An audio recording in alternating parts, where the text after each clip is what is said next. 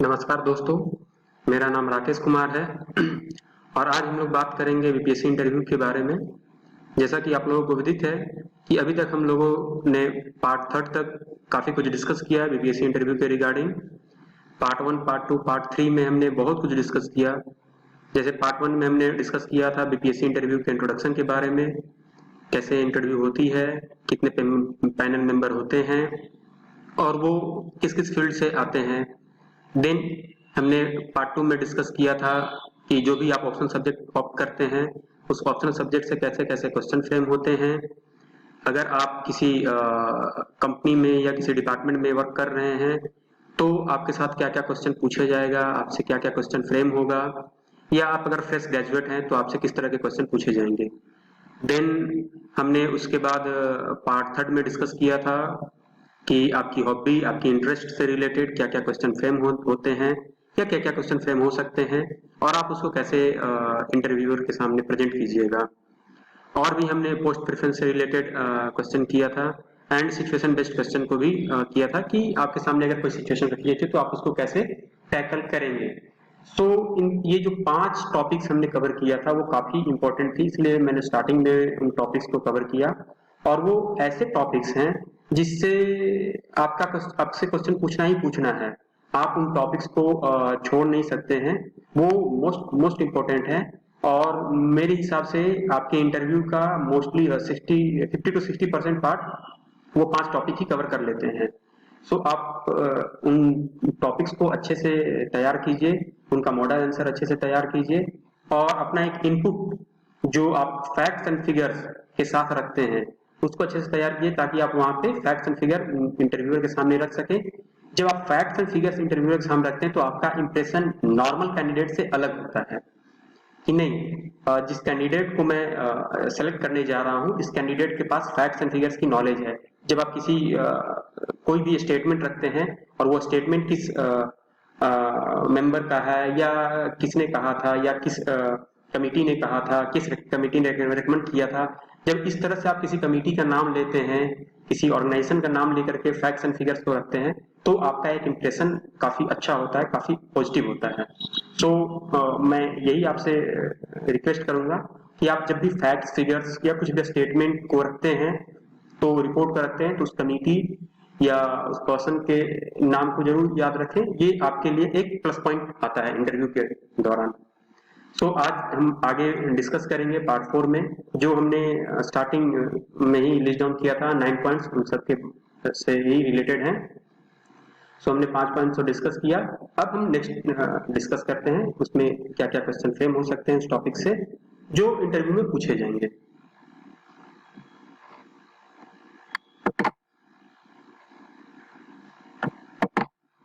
ये 9 पॉइंट्स जो हमने फर्स्ट पार्ट में ही लिस्ट डाउन किया था और इन्हीं 9 पॉइंट्स पे हम ज्यादा डिस्कस कर रहे हैं। आज हम बात करेंगे बिहार से रिलेटेड, बिहार के बर्निंग इश्यूज के बारे में बात करेंगे, क्या क्या बर्निंग इश्यूज हैं और उन सब से कैसे क्वेश्चन पूछे जाएंगे, कैसे सवाल बनते हैं और उन सबको आपको कैसे टैकल करना है।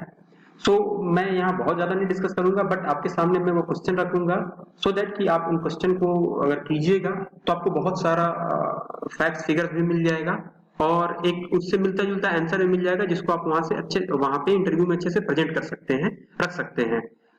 तो आपके सामने कोई भी नया क्वेश्चन वहां पे फ्रेम होने जैसा नहीं लगेगा।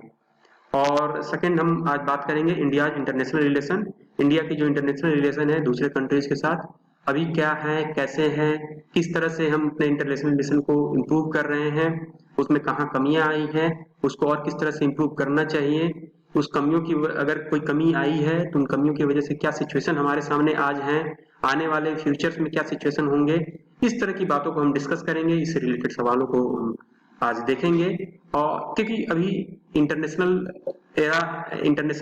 जो हमारा है वो काफी टर्मोइल चल रहा है तो उस हिसाब से क्वेश्चन पूछना ही पूछना है।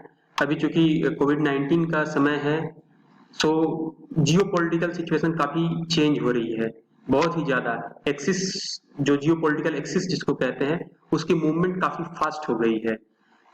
उस संदर्भ में भी हम बात करेंगे और इंडिया अभी वर्ल्ड के कंटेक्स्ट में कहाँ पे खड़ा है, किस पोल किस एक्सिस को सपोर्ट कर रहा है, किस एक्सिस के दूर है, उन सब बातों पे भी हम डिस्कस करेंगे। सो आज इन सब बातों पे डिस्कस करेंगे। नाउ स्टार्ट करते हैं हम बिहार के बर्निंग इश्यूज के साथ। ये कुछ 5 मोस्ट इंपोर्टेंट टॉपिक्स और 5 मोस्ट इंपोर्टेंट क्वेश्चन का एरिया मैंने तैयार किया है, जिससे बिहार हमेशा फेस करती है, और मोटा मोटी क्वेश्चन इन सबसे फ्रेम होना ही होना है। जैसे फर्स्ट, ऑब्वियसली आप बिहार के हैं तो आपको मालूम ही है कि बिहार एक ऐसा राज्य है जहाँ पे फ्लड और ड्रॉट दोनों एक साथ आती है। जैसे नॉर्थ बिहार मोस्टली फ्लडेड रहता है मानसून की सीजन में, और साउथ बिहार उस समय ड्रॉट में ही रहता है, क्योंकि साउथ बिहार में ज्यादा बारिश होती नहीं है। क्योंकि जून से लेकर के अक्टूबर तक हम लोग, सितंबर अक्टूबर मोस्टली हम लोग मानसून सीजन को कंसीडर करते हैं, जो हमारे इकोनॉमी और कृषि के लिए बहुत ही इंपॉर्टेंट है। खासकर बिहार जैसे राज्य के लिए, जहाँ पे बिहार के पास कोई इंडस्ट्री वैसी नहीं है जिससे वहाँ के को रोजगार मिल सके वहाँ के युवाओं को, वहाँ के जनता को। So mostly they are dependent on agriculture, and Bihar की इरिगेशन सिस्टम इतनी इम्प्रूव नहीं है। सो मोस्टली जो हमारी एग्रीकल्चर होती है बिहार की, वो मानसून डिपेंडेंट होती है। So monsoon is playing a very critical role in agriculture of Bihar. So हम इस पे क्वेश्चन फ्रेम होना ही होना है। हम साल दर साल देखते हैं कि बिहार में हर साल बाढ़ आती है, क्योंकि नॉर्थ बिहार में जितनी भी नदियां आती है वो सारे हिमालय से निकल के आती हैं, और अपने साथ हमेशा बाढ़ की विभीषिका लेकर आती है। सो बिहार सरकार उसको कैसे टैकल करती है, वहाँ का जनजीवन कैसे अस्त व्यस्त होता है, सो इन सब बातों से रिलेटेड क्वेश्चन फ्रेम होता ही होता है। और साउथ बिहार चूंकि हमेशा मानसून डेफिसिट ही रहती है, बारिश वहाँ पे कम होती है, बट फिर भी वहाँ पे खेती अच्छी होती है, क्योंकि वहाँ पे बहुत सारे कैनल निकले हुए हैं, नहरें बनाई गई हैं, जिससे वहाँ पे खेती हो जाती है। सोन नदी से काफी नहरें निकली हुई हैं, जिससे जो भी साउथ बिहार में खेती होती है काफी अच्छी होती है। तो इन सब सिचुएशन पे आपसे क्वेश्चन पूछा जाएगा, आप इन पे क्वेश्चन बनाइए, और क्या करंट इस ईयर की सिचुएशन है, क्या रही है, उससे रिलेटेड भी आप फैक्ट्स एंड फिगर्स को नोट करके रखिए, क्योंकि आपको उनके सामने रखने में काफी सुविधा होगी। एंड नेक्स्ट आते हैं अपने टॉपिक पे, unemployment and poverty rate of Bihar is highest. ये ऑब्वियस है, ये सबको मालूम है कि बिहार में अनएम्प्लॉयमेंट और पॉवर्टी सबसे ज्यादा है ऑलमोस्ट इंडिया में।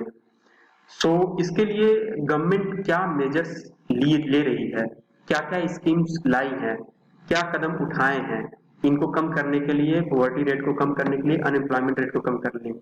यहाँ पे आपसे ये सवाल पूछा जाएगा कि आपके हिसाब से गवर्नमेंट जो भी स्कीम्स लाई हैं, जो भी कदम उठाए हैं, क्या आप सेटिस्फाइड हैं, या और उसमें क्या किस तरह की इंप्रूवमेंट आप चाहते हैं।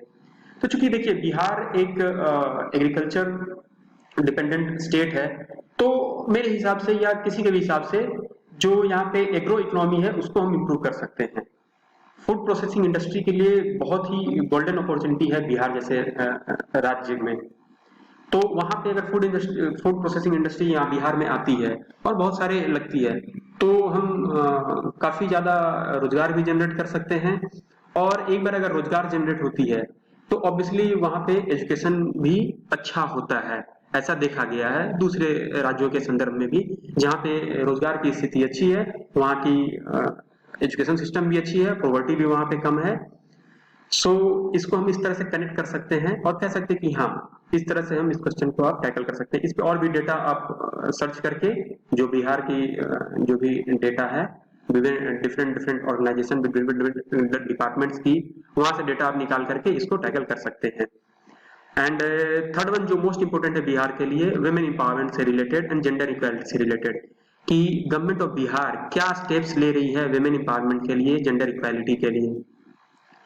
सो ये बिहार के लिए नहीं, ऑल ओवर इंडिया के लिए ये बहुत बड़ी समस्या है, महिला सशक्तिकरण और महिलाओं को समान दर्जा देना पुरुषों के कंपैरेटिव में। सो इसमें ये क्वेश्चन तो सारे इंडिया, मतलब इंडिया के लिए ही है, सब तरफ के लिए है, बिहार के लिए स्पेशली, क्योंकि बिहार में स्थिति और भी बद से बदतर है। तो इसके लिए जो भी बिहार गवर्नमेंट है उसने काफी स्टेप्स लिया है, जैसे जीविका करके जो भी स्कीम्स हैं उसके तहत काफी स्टेप्स लिया है, विमेन की एम्पावरमेंट हुई है, सेल्फ हेल्प ग्रुप्स बनी गई हैं और कन्या उत्थान योजना, तो इन सब से काफी इम्प्रूवमेंट हुई है। बट उनकी ग्राउंड रियलिटी क्या है, कितना इम्प्रूवमेंट हुआ है, कुछ आंकड़ों के साथ आपको बात करनी है वहां पे। वो आंकड़े कितने हैं, क्या है। एक मैंने यहाँ पे कोट भी किया हुआ है मेनन एंड प्रभु के थ्रू, उनका कोटेशन था, the social rate of return on investment in women being greater than that the corresponding rate of for men।